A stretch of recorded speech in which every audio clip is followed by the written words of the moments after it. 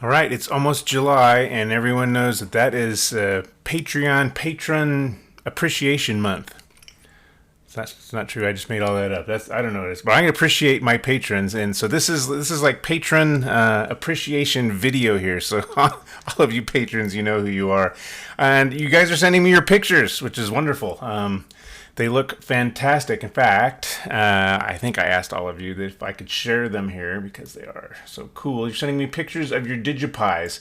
And so first of all, I want to thank KM6LYW Patrons. And make sure these fit on the screen. So that's BS. I think that's Brian, if I remember right.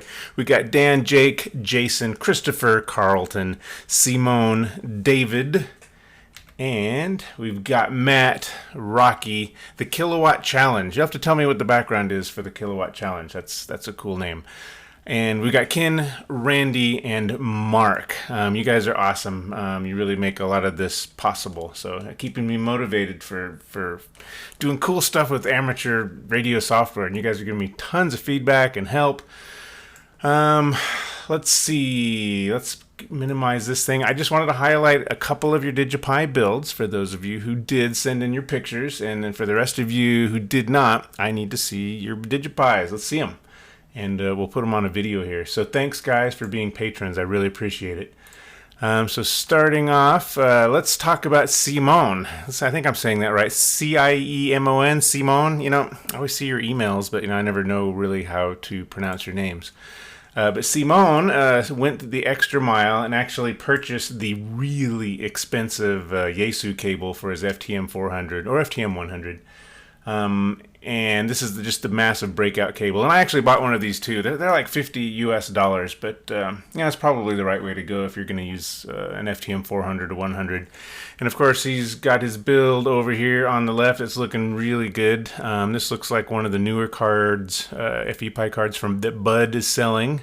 Mostly you can tell because the jacks are black and the microphone thing's missing. But we really don't need the microphone. We just don't have a need for an input with that kind of impedance. So Simone, this is looking fantastic. And of course, here it is in all its glory. Your soldering job looks so much better than mine. Looks like you've got a full LED implementation here. I see green and red. I don't know, maybe get that blue light in there. I don't know, you're going to use Bluetooth with this thing. You can jam a blue light in there. And of course, we're seeing all your call signs there, looking fantastic. So you're definitely getting audio. Your signals are obviously correct. So this is fantastic. Simone, great job. 2 thumbs up. I just saw myself in a picture. You guys see my Atari shirt? Check that out. Is that retro enough? Totally Atari. I don't know. I'm just kind of a retro fan. I should make videos on retro gaming. All right, so Simone, hey, thanks for sending in the picture. Man, that's fantastic.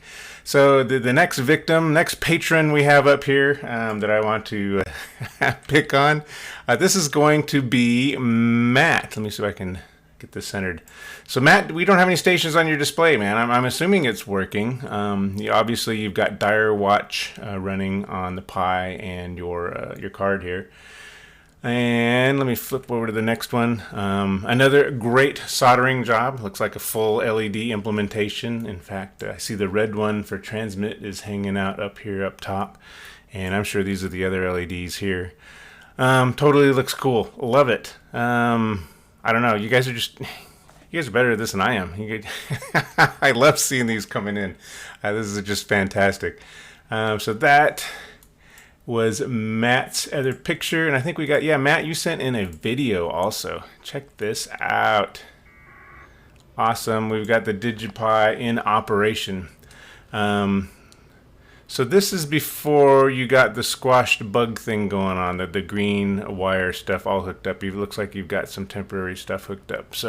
But you're getting packets. And for those of you who don't recognize the call signs there, the 9 Whiskey 2 call signs, I believe that's Singapore, right, Matt? You were saying that this hobby isn't exactly popular there. And you mentioned that it's not unusual for the lightning strikes to take out your antennas, so hopefully you still have your antennas. In fact, if I remember right, you were saying this antenna was indoors at the time. So man, it's working great, obviously. Matt, way to go on the DigiPi. I really like seeing these coming in, you guys. I really wanted to just dedicate this video to the KM6LYW patrons. You really do make this work, and I guarantee you this does get all reinvested into KM6LY radio stuff. In fact, if I sound different, actually the mic's kind of old, but I did actually pick up like a mixer board, so I don't sound awful and I don't have to wear that headset, and it just it helps offset some of the little costs of YouTube production, and it just makes it just really fun and enjoyable to have all the right stuff for doing YouTube videos. All right, so yeah, this is a new audio setup. If it sounds awful, let me know in the notes. It's really hot here in California, so I've got the air conditioner running, and this microphone and this mixer, it picks up everything. It'll pick up the fan in the next room. So, hey patrons, thanks again. I appreciate it. Keep the videos coming. Matt, great job on the video, by the way. Simone, keep the videos and pictures coming. I want to see your builds, and let me know what your improvements are. Let me know how you tweaked it. Maybe you're a software engineer and you want to tweak up the software. All the stuff that I'm contributing is open source, and all the stuff that's on the DigiPi is open source, so let's collaborate. I'm not a big hardware guy, so for those of you who are, let me know what your hardware ideas are. I mean, give me some hardware thoughts on the DigiPi. I think we can make this really cool if we crowdsource this. All right, guys, this is KM6LYW Radio, and I'm clear. Thanks.